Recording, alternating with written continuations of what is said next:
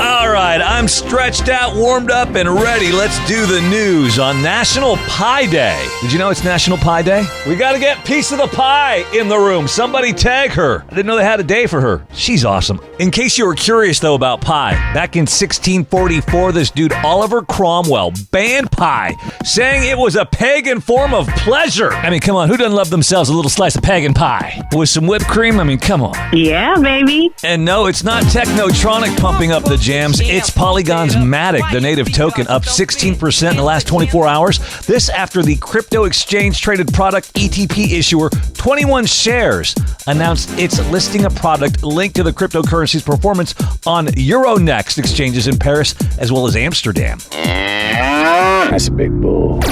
Oh, Canada, you got a spot ETF. Way to go, Canada. Abigail Johnson over there, longtime Bitcoin bull, CEO of Fidelity. You know, she was mining Bitcoin on her computer back in 2015. For whatever reason, the old double G, Gary Gensler, dragging his feet on approving a spot ETF here. So, Abby and the friends from Fidelity made a trip to the Great White North.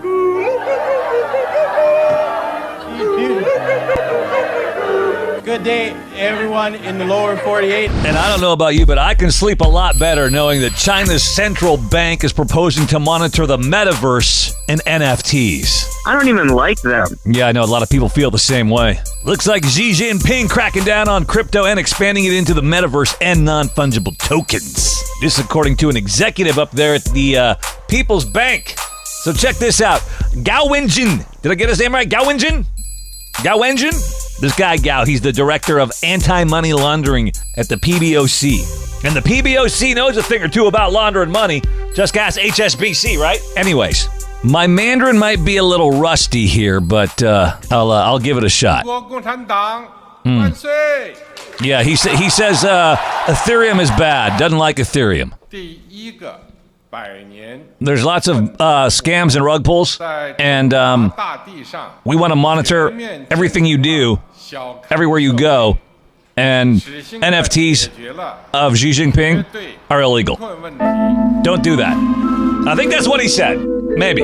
Could be wrong. But you can be sure of this, the PBOC definitely going to be cracking down on the metaverse and NFTs. How long does inflation have to run above your target before the Fed decides maybe it's not so transitory? So I think the word transitory has different meanings to different people. To many, it carries a sense of short-lived. We tend to use it to mean that it won't leave a permanent mark in the form of higher inflation. I think it's probably a good time to retire that word and try to explain more clearly what we mean. I can explain it a lot more clearly for you there, Jay Powell. We are seriously inflation ain't going away anytime soon, so you better get yourself some Bitcoin. I'm broke. Yeah, I know, me too. You know who's not broke? Gary Gensler. Dude was hanging out this morning with former SEC Chair Jay Clayton, also along with the crypto dad Chris Giancarlo. A bunch of them were chilling this morning at the Digital Asset Compliance and Market Integrity Summit. So here we've got the former SEC Chair getting all cozy with the current SEC Chair talking about regulations. Your assessment of where the SEC is with respect to the regulation of crypto, and I know that's a broad term, but over to you. Where we are right now is we don't have sufficient investor protection in this space, this $2.6 trillion asset class, worldwide asset class. And I think that new technologies do not long persist if they stay outside of the public policy framework. And this is an investment asset class, and it needs investor protection or people will be hurt and trust will be undermined. But I think that the technology itself, with Satoshi Nakamoto, whoever she or he was, sort of has been a catalyst for change. It's around the globe, those in the payment business, central banks and private sector have started to think about payment systems a little bit different. There's some competition, so to speak, from decentralized bearer forms of value transfer. Now, some people will call it currency, but none of these projects have really taken on a full general embodiment of a medium of exchange, unit of account, and store of value. Time the out. Gare Bear, are you tripping, bro? Bitcoin, El Salvador, Bukele? Right. I said